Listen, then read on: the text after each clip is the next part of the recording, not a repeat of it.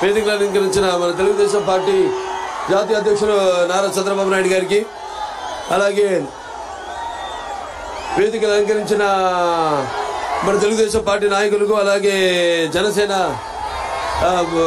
నాయకులకి, అలాగే వేదిక ముందున్న తెలుగుదేశం పార్టీ కార్యకర్తలకు, అభిమానులకు, అలాగే జనసేన కార్యకర్తలకు, అలాగే పవర్ స్టార్ పవన్ కళ్యాణ్ సోదరుడు ఆయన అభిమానులందరూ కూడా నాకు నా హృదయపూర్వక నమస్కారాలు తెలియజేసుకుంటున్నాను. ఈనాడు ఈ యొక్క రాకదిరా మహాసభకు ఈ యొక్క మన పరిరక్షణ కోసం, మన ఆంధ్ర రాష్ట్ర పరిరక్షణ కోసం మతకంకణం ఉన్నాయి కదిలొచ్చిన ముఖ్యంగా హిందూపూర్ ఈ సెగ్మెంట్ పార్లమెంట్ సెగ్మెంట్ ప్రజలందరూ కూడా, అలాగే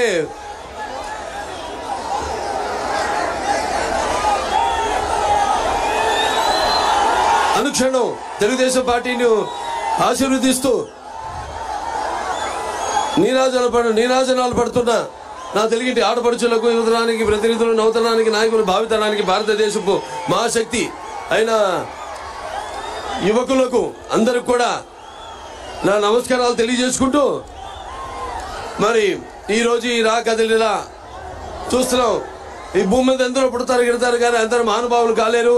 ఒక మనిషి మౌనత విజయ పథంలోకి నడవాలంటే, అత్యున్నత శిఖరాలకు ఎదగాలంటే సత్సంకల్పం కావాలి, అకుంఠ దీక్ష పూనాలి, నీ దారిలో నువ్వు నడవాలి. అది మా నాన్నగారు చూసి నేను నేర్చుకుంది. అది ఆయన్ని చూసి మన ప్రీతమ నాయకులు తెలుగుదేశం పార్టీ జాతీయ అధ్యక్షులు చంద్రబాబు నాయుడు కూడా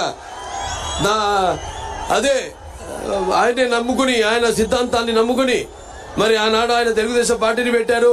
అప్పుడు అప్పుడే పుట్టిన బిడ్డ బొట్టు కొయ్యక ముందే అసలు ఈ రాజకీయం అంటే ఏంటో తెలిపిన మహానుభావుడు నందమూరి తారక రామారావు గారు. అంతవరకు చాలా మందికి అసలు రాజకీయాల మీద పెద్ద ఆసక్తి లేదు, చాలా మందికి అసలు తెలిసేది కాదు. అటువంటిది వాళ్ళందరినీ చైతన్యవంతుల్ని చేసి రాజకీయాల్లో కూడా రియల్ హీరో అనిపించుకున్నారు నందమూరి తారక రామారావు గారు. ఆ తర్వాత ఆయన ప్రవేశపెట్టిన పథకాల విషయాలకు వస్తే మరి ఎంతో సాహసోపేతమైనవి, అలాగే సామాన్యులకు అలాగే ప్రజలకు ఎంతో సానుకూలమైనవి, అలాగే ఉపయోగకరమైనవి. రాజకీయాల్లో ఎన్టీఆర్ ముందు, ఎన్టీఆర్ తర్వాత అని చెప్పుకుని ఎన్నో పథకాలను ఆయన ప్రవేశపెట్టారు, అమలు చేశారు. అలాగే ఆయన తర్వాత ఎందరో వాటిని అనుకరించారు, వాటిని అమలు చేసేలా చేశారు. That is NTR.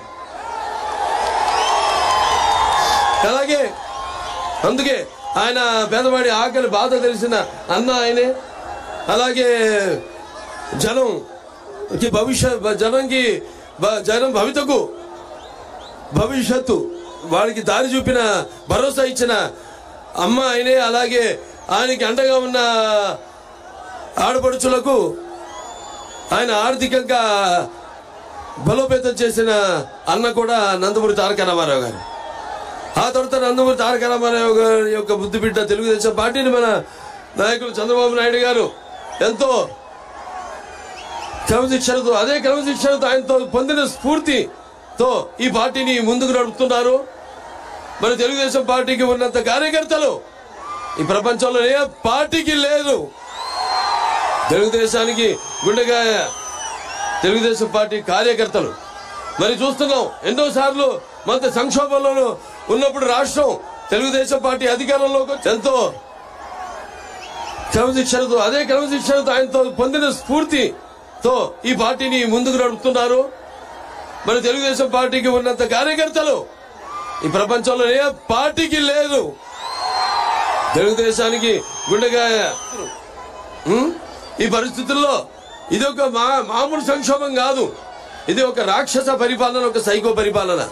మనం పురాణాల్లో వాటిలో చదివాం ఏదో రాక్షస పరిపాలనలో అని, కానీ వాటిలో చదివిన దానికంటే కూడా ఇక్కడ మనం ప్రత్యక్షంగా చూస్తున్నది మనం చూస్తున్న దాని ముందు అవి అసలు దిగదుడుపు అనిపిస్తుంది ఇవాళ ఉన్న ఈ యొక్క రాక్షస పరిపాలన ఇక్కడ.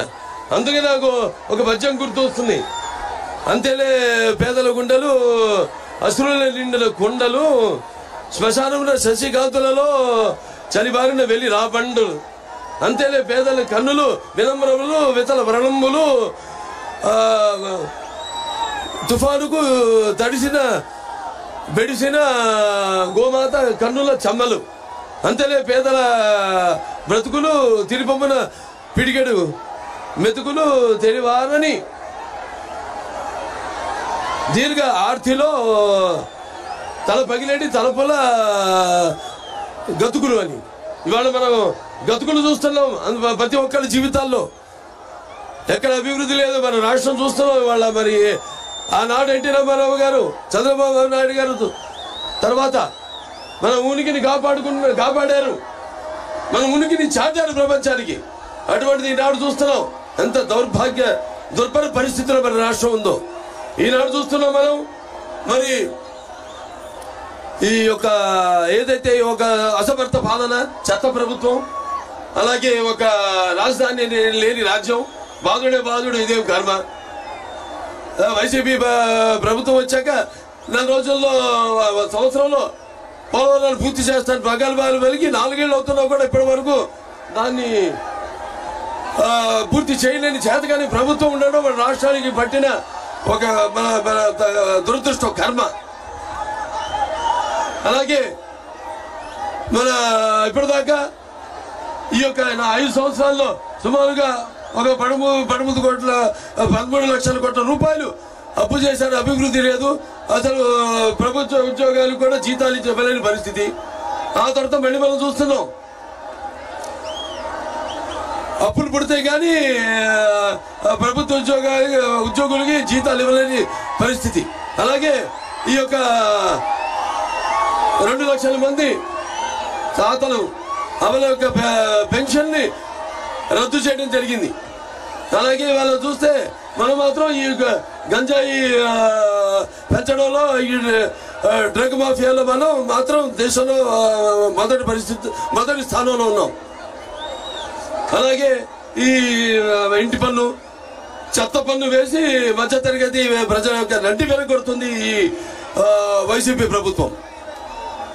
అలాగే ఈ యొక్క వైసీపీ నాయకులు ల్యాండ్ మాఫియా, ఈ యొక్క శాండ్ మాఫియాతో కొన్ని వేల కోట్ల ప్రజాధనాన్ని దోచుకుంటున్నారు. అలాగే ఈ యొక్క 5 కోట్ల ఆంధ్రుల కళల రాజధాని అయిన మన అమరావతి అసలు పట్టించుకునే స్థితిలో లేరు. అలాగే ఈ యొక్క ఏదైతే ఈ వైజాగ్ స్టీల్ ప్లాంట్ తీసుకురాలేదు, దాని తర్వాత ప్రత్యేక హోదా లేదు, దాని తర్వాత అసలు ఈ కేంద్రం నుంచి నిధులు రాబట్టుకోలేని పరిస్థితిలో ఉంది ప్రభుత్వం. అలాగే ఎవరైతే భూములు ఇచ్చారో రాజధానికి వాళ్ళపై మరి ప్రభుత్వ విధానాలను ప్రశ్నిస్తే అక్రమ కేసులు పెట్టడం, వాళ్ళని భయాందోళనలకు గురి చేయడం ఈ జగన్మోహన్ రెడ్డి ప్రభుత్వానికి అలవాటు అయిపోయింది. అలాగే ఎవరైతే ఈ రాజధానికి భూములు ఇచ్చారో వాళ్ళు ఏదో ఉద్యమం చేస్తే వాళ్ళ మీద కేసులు పెట్టడం, అలాగే వాళ్ళు చట్టపరంగా ముందుకెళ్తే వాళ్ళకి అడ్డంకులు సృష్టించడం, అలాగే వాళ్ళ ఒక పైశాచిక ఆనందాన్ని పొందుతుంది ఈ వైకాపా ప్రభుత్వం. మరి ఈరోజు జగన్మోహన్ రెడ్డి విషయానికి వస్తే అతను బయటే కాదు ఇంట్లో కూడా విషయాల జోలికి వస్తే మరి మనం ఒకసారి గతం మనం గుర్తు చేసుకోవాలి. మన తెలుగుదేశం పార్టీని గుర్తు చేసుకోవాలి. ముందు అసలు ఈ పసుపు రంగు ప్రాశస్తాన్ని మనం గుర్తు తెచ్చుకోవాలి. పసుపు శుభ సంకల్పం, పసుపు ఆనందాల వేడుకకు ఆహ్వాన గీతం, పసుపు ఆరోగ్యానికి గొప్ప ఆయుర్వేద ఔషధం, మన పసుపు సంక్షేమానికి నిర్వచనం, మన పసుపు అభివృద్ధికి నిదర్శనం, మన పసుపు ఆత్మ గౌరవానికి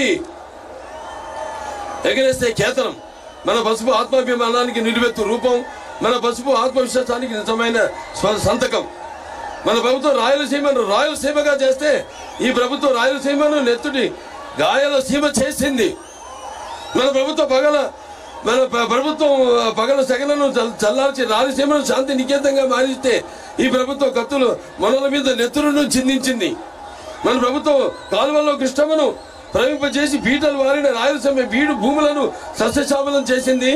ఈ ప్రభుత్వం ముఠాకక్షలను పెంచి పోషిస్తూ కాలువలను ఎత్తుటి వరదలు పారించింది. మన ప్రభుత్వం అభివృద్ధికి పెద్దపీట వేసి కియా లాంటి భారీ పరిశ్రమలను, ఐఐటి లాంటి జాతీయ విద్యా సంస్థలను నెలకొల్పితే ఈ ప్రభుత్వం వాటిని అభివృద్ధి చేయకపోగా వాటిని నిర్లక్ష్యంతో నిర్వీర్యం చేసింది. సిద్ధం అన్నాడు జగన్. దేనికి సిద్ధం?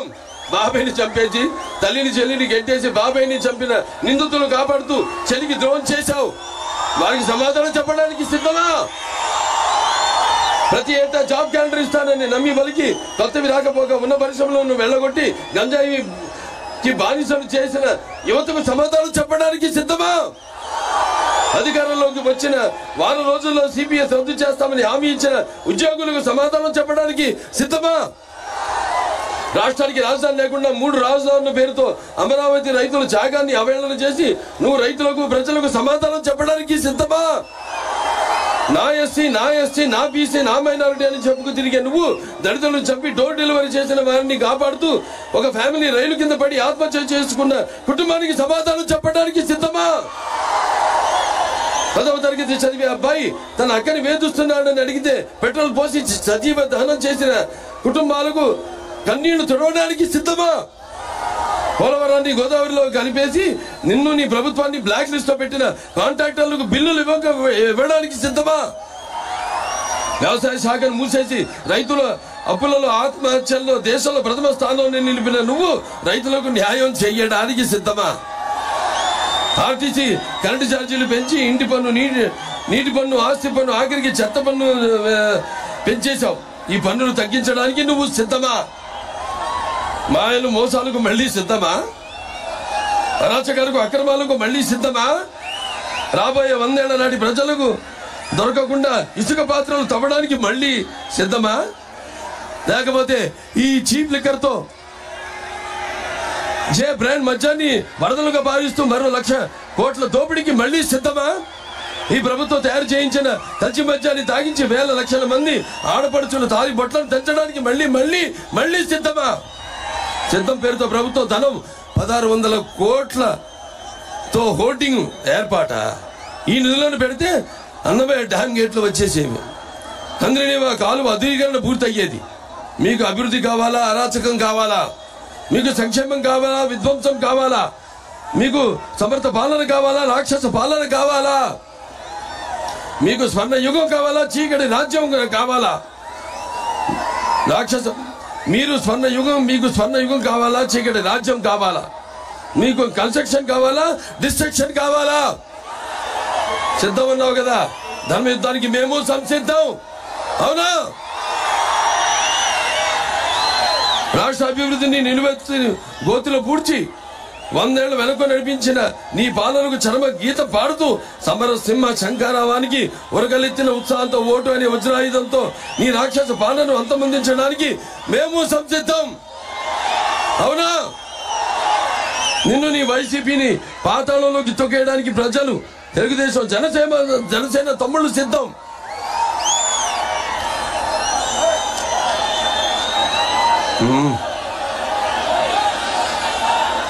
సోదరుడు పవన్ కళ్యాణ్, మనం ఒకటయ్యాం. మాట కలిసింది, మనసు కలిసింది, పదం కలిసింది, భుజం కలిసింది. మన ఇరువురి సంఘటిత శక్తిని అడ్డుకునే శక్తి ఎవరికి లేదు, లేదు, లేదు. తెలుగుదేశం జనసేన కలయిక ఒక నిప్పుల ఉప్పెన. తెలుగుదేశం జనసేన అరాచకాన్ని నిర్మూలించే ఒక అగ్ని పర్వత విస్ఫోటం. అక్రమాల అరాచకాల రాక్షస రూపాన్ని కూలగొట్టే ఒక పాశుపతాస్త్రమే. చివరిగా ఒక మాట చెప్తున్నాను. ఓటరన్నా నువ్వు ఇప్పటిదాకా నమ్మి ఎక్కింది వైసీపీ అనే కొయ్య గుర్రాన్ని. నిన్ను మాయ చేసి మభ్యపెట్టి అటు ఇటు ఊపిందే గాని అభివృద్ధి చేయలేదు. తెలుగుదేశం జనసేన కలయిక వాయు మనోవేగాలతో పరుగులు తీసే పంచకళ్యాణి గుర్రం.